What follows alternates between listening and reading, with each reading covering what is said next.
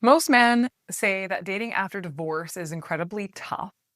And some of the reasons for that are online dating, or because many women only want men for their looks or age or money, or because it's really hard to meet somebody decent these days. These are reasons that good hearted men, such as yourself, will give for the reasons why modern dating feels too tough, too arduous, or too frustrating.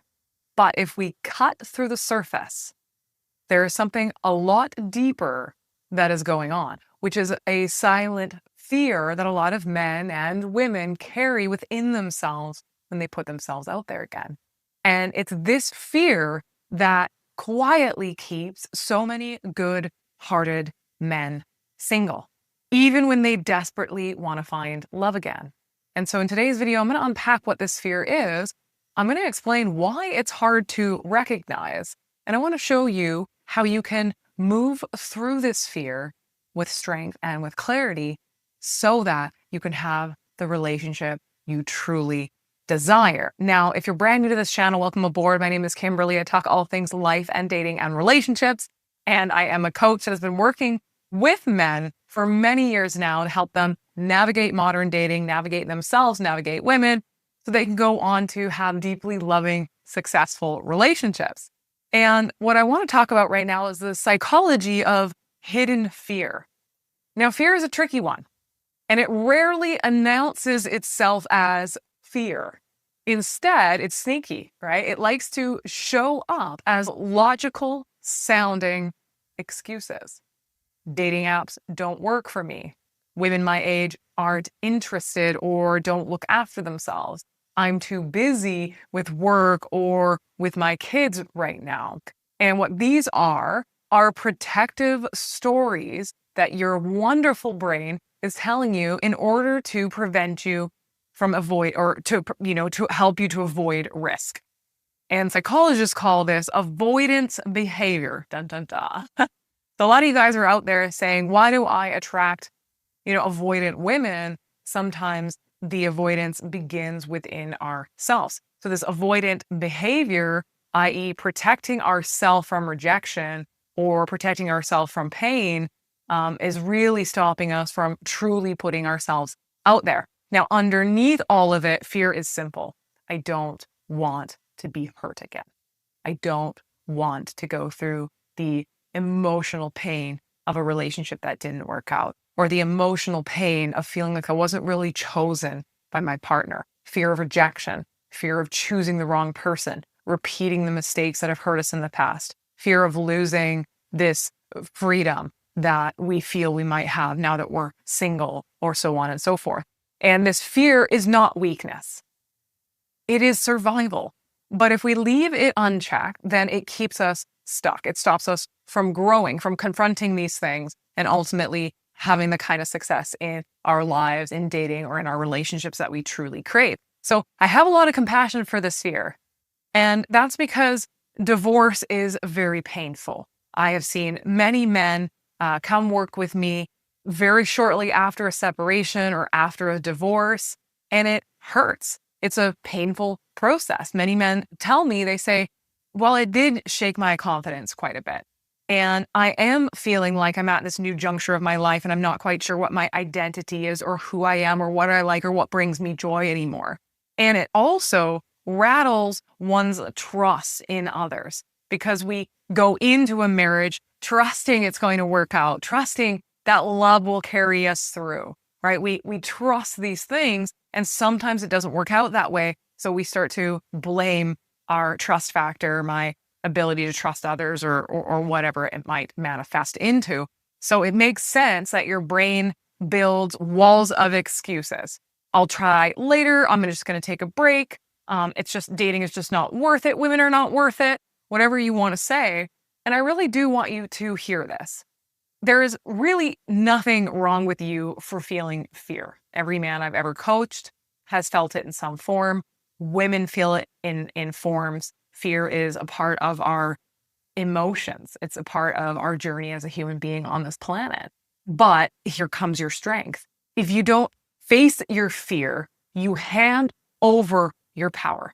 You let fear dictate your future instead of you deciding what you want to learn from that fear and how you want to move forward. So the way it's going to shape your dating life is through that avoidance, through either never dating or always knowing that you're kind of just giving the tiniest bit of effort to dating, but never fully giving yourself to dating. So it's the kind of I'm half in, half out mentality. Or it's going to look like blaming external factors. It was the restaurant that was too noisy. That's why I didn't connect with that woman. It was she was too busy at that point in her life. That's why I didn't connect with her. It was that dating app, set me up for failure. You're going to look at the outside world to explain what's happening internally. And it can also manifest in terms of men kind of overcompensating in their behaviors or chasing younger women, because you're not going to consciously know this, but deep down, you probably know that that's not going to be a winning strategy for you, but it feels safe to kind of play on the surface here. Or maybe you overinvest with women because you don't know this consciously, but this is how fear shapes your dating life. That overinvestment too early pushes people away, so you don't have the connection you're truly after, or you're really trying to control every part of what's happening in dating because you think that having full control will stop you from having things not work out or feeling that pain again. And so I've seen men, and this fear manifests in different ways for different men, right? So some men settle, they rush into relationships with women that show them the tiniest modicum of attention, and they dive into that. They ignore compatibility. And of course, I've talked about this on my channel a lot. Women feel that. Fear shows up very much as pressure. It shows up as insecurity. It shows up as neediness. And that will push women away. A client of mine was avoiding dating for many years. He was telling himself that, quote, dating apps are not for me. And the truth was, and by the way, there's more to dating than just using dating apps. I know, it's crazy. But the truth for this client in particular was he was really terrified of rejection. And once he started to work with that part of himself and faced that, he realized it wasn't about apps at all, right? It was about his deeper fear of being seen for who he was and then being turned down anyways. And that's why working with our fear, learning to reframe it and turn it into strengths, is the mindset work that is really the precursor to having success in dating and long-term relationships. Because again, fear doesn't mean you're broken.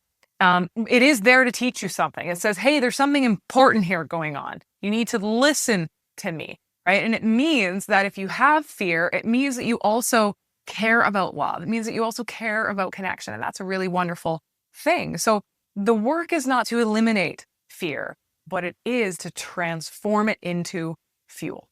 So what do? You name it. You have to acknowledge what's really going on in order to learn from it and move forward. So you name it. Write down the fear that you've been hiding under, or the excuses you've been hiding under. I'm too this, I'm too that. Women are too this, women are too that. Dating apps are not enough of this or too much of that. So write down your fear that you've been hiding under, right? Challenge it. Ask yourself, is this really based on fact? Is this factual across the board? Is it a part of my experience, therefore I made it so? Is it part of a past story you're telling yourself? And then you have to reframe it and work with it. So instead of what if I get hurt again, you start to ask yourself, what if I learned enough to choose differently this time? What if my experiences are my biggest teacher and they're trying to tell me to pay attention to different things? And you act anyways, because confidence is moving forward despite feeling fears. And another client of mine admitted that he started to feel too old to date.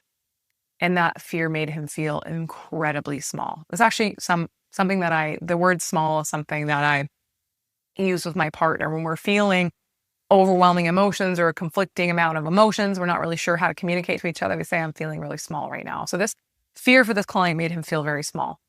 But we worked with this. And when he learned to reframe it, he owned his age. He looked at all the benefits of being where he was, and he leaned into his life wisdom. Women started to find him very magnetic because he just stopped hiding. He was unashamedly who he was. He was always happy to continuously grow, But instead of trying to wear that really thick mask of, I hope people see this about me and not this about me. I hope they see how wonderful I am in this area, but don't notice my age or whatever it might be. When you just are unashamedly who you are, you become very magnetic to people because that's true authenticity, right? You can't just be half authentic, right? It's true authenticity. And so this is the truth that many of you need to hear is fear is always going to be there when you're dating again after divorce and you're navigating things that are frustrating or complicating or complex, or you know that you weren't very successful when you dated when you were younger. So therefore you assume you're just not going to be successful nowadays. But fear is going to be there no matter what. And this is all about you making a choice. You can let that fear run the show. That can be the driving force that keeps you single, that keeps you stuck, that keeps you making excuses, or you can face your fears, you can own them, and you can grow stronger because of them. That's the work. That's mindset work. That's the hardest part of dating. That's the harder part is confronting oneself, not navigating the world of others. And that's what makes you magnetic to the right types of women, by the way, because women don't want fearless men, right? They want real men that kind of feel the fear and do it anyways, men who own their scars, that face those fears and that still move forward. And so I wanted to talk about this in today's video because it's often the true fears we have that keep us stuck. But when we reach out to a dating coach or buy a dating product online, we're usually focusing on some kind of band-aid solution or some trick or some hack or some whatever to get us to where we want to get. But what we're not really addressing and where real transformation lies is within, is really understanding what am I afraid to admit to myself and to others? What is it that's truly holding me back from being my fullest unique self and fully expressing myself? And working with that so that you can show up in that true authenticity, not part authenticity, not a sliver of it here, but not over there. When you really work with that, that's your mindset. You really can turn the dial in terms of the success you have. And it's often a part that's not addressed when you listen to dating coaches, in particular dating coaches. I think relationship coaches, I do relationship work myself. Relationship coaches will talk often about figure out who you are, figure out your own strengths, your own weaknesses, and how those are contributing to a relationship. Because oftentimes dating and relationships are like holding up a mirror. Those things are reflected back to you. It's easy to see them in another person. It's harder to see them in ourselves. We have this thing called flawed self-assessment.